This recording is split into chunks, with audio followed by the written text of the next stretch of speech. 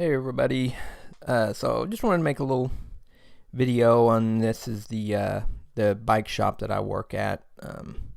Worked at for 10 years now, and anyway, this is just kind of I kind of just got these little shots off the Google Maps where you can walk through, and basically if you went to the shops, looked them up on Google, this is what you would see. And this is actually from few years back, but I just gonna do a quick walkthrough here of kind of our previous setup in the in the service area. So kind of show you some changes we've made through the years here into the current setting. So as you would walk through the store here, and that little bench there that was off to the right was the little check-in area. And as you go, this is our older benches. We had basically 3 workstations here.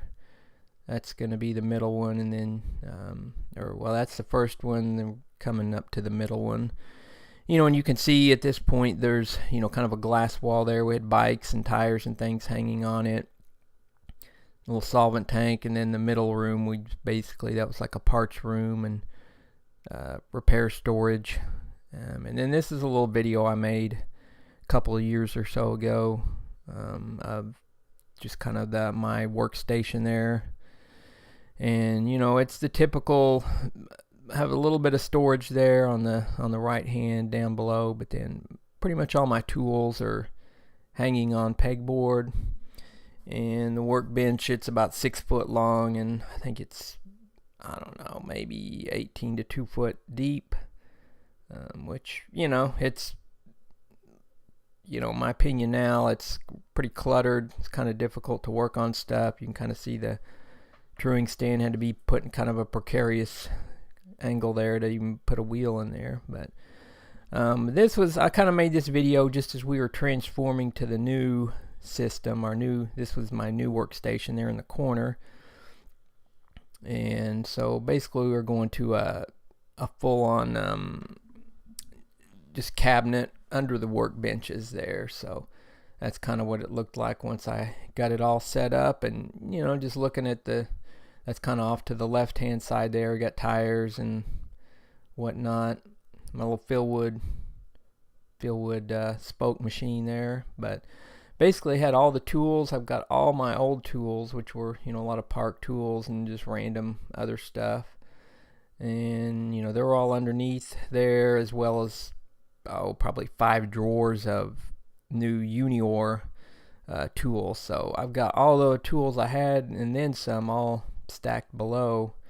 And then this was another thing we kind of have been working on this kind of the past few months, and basically we just opened up this little corner of the parts room and we're transforming it into a bike wash. So it's pretty simple little setup. We've just made a rough little wall there with 2x4s and some drywall, and then there's a little cafe that we had next door, so all the plumbing was there. Just drilled made a few holes in the wall and tapped into the drain there, and then put some PEX pipes trapped directly into the water, and then just used a little hot cold water for a washer hookup. You can kind of see underneath there's the little drain port.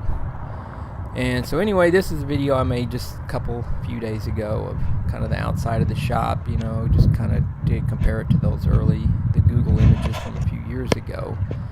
And we kind of changed up the whole inside, not just the service department, but kind of opened it up. It's not quite as cluttered.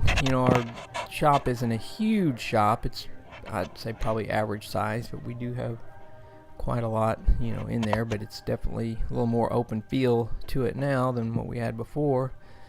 That's the main cash register, and then those 2 guys are standing. That's our new check-in there.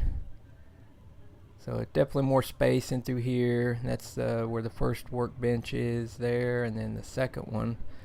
And the third spot there where mine used to be, that's where we were going to put the parts with a bike washer. But there's our little road room fit station. Got one of the Guru dynamic fit units, which is a pretty cool little tool there.